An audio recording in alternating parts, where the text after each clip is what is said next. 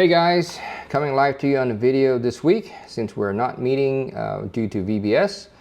We are just having a week off, and before we take the week off, just wanted to prepare you guys for next week. We will be back same time next week, Thursday morning, 6 a.m. Coffee will be hot, but we will be starting a new series by John Opiella. He is going to help us walk through the book of James. I don't know about you guys, but the book of James feels like it's a proverb of our modern time. A lot of things in there that is really good for us as men and husband and as leaders of our home. Really good, solid advice. But for me, it is James 3, talking about taming a tongue. 3:9, especially with the tongue, we praise our Lord and Father, and with it we curse human beings who have been made in God's likeness. Out of the same mouth come praise and cursing. My brother and sister, this should not be.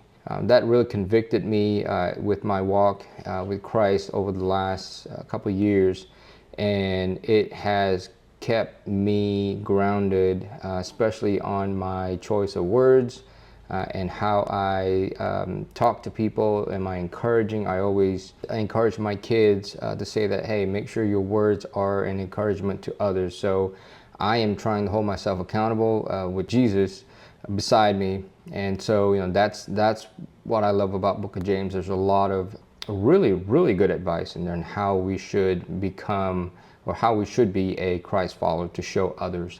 So I just want to encourage you guys, we are not perfect. I'm not perfect. I'm still learning. Now, do I fall someday? Yes.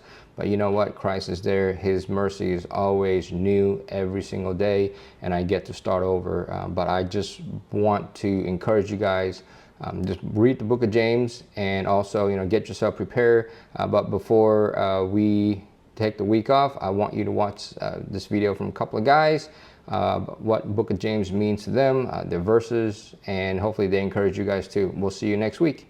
Hey, good morning guys. Ryan Soulier here in my natural habitat here at the office. Verse for me out of James 1:27, religion that God our Father sees as pure and flawless is this: to look after widows and orphans in their distress, and to keep oneself from being polluted by the world. Now, there's a million reasons why this verse is very special to me. It does apply to some of what I do professionally and gives me purpose. But what I think is unique is that the reason that verse is so important to me is that there's two sections of it. One is look after widows and orphans.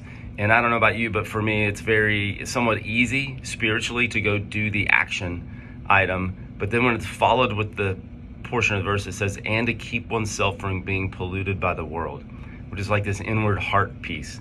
So I'm great at the action item, but I'm not always the best at slowing down and saying, what does this really mean, as I look and investigate and audit my heart? What am I allowing in or not? And so that's always been a very special verse to me. And for that reason, I'm bringing that one up to us today. Have a great day. Love you guys. Hi, I'm Art Flores, and I will be reading the verse James 1:12 from the ESV. Blessed is the man who remains steadfast under trial, for when he has stood the test, he will receive the crown of life, which God has promised to those who love him. That's pretty powerful, especially for us husbands. We men have a lot of weight on us, a lot of pressure as far as, showing up at home, trying to lead well, love well, stay calm, staying present. It's a lot. But this verse is an encouragement to us in those times when we feel like it's too much. How many times have we thought, I try and I try and I try, and it's just never good enough for your boss or the kids or your wife, your family. The great part is that even when it never seems to be enough for them, God sees it, and it does count. James goes on to say that there's a reward, a crown for life, a crown of life for the man who stays standing. So every time you choose patience over anger, prayer over pride, or continue to show up when you're tired and spent and just have anything left, don't have anything left, you can keep going through the strength of God.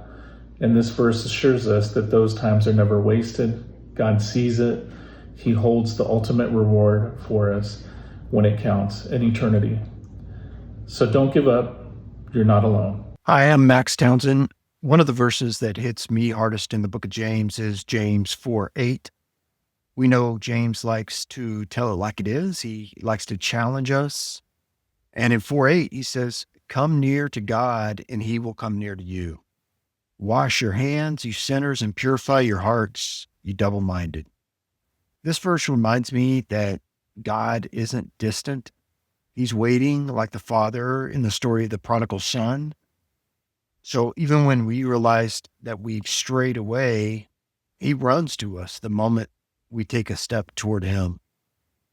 But James also calls us out. He says, stop playing both sides. Clean up what you're doing on the outside and get real about what's going on the inside. We know it's a really messed up world that we live in, and the world pulls us in two different directions, God and self. We live as fractured people, but this verse calls us back to wholeness. We don't have to be perfect to draw near. We just need to be honest. So, and my encouragement is not to wait to feel ready. Just come as you are with an open, honest heart and move closer to God because he's already there waiting for you.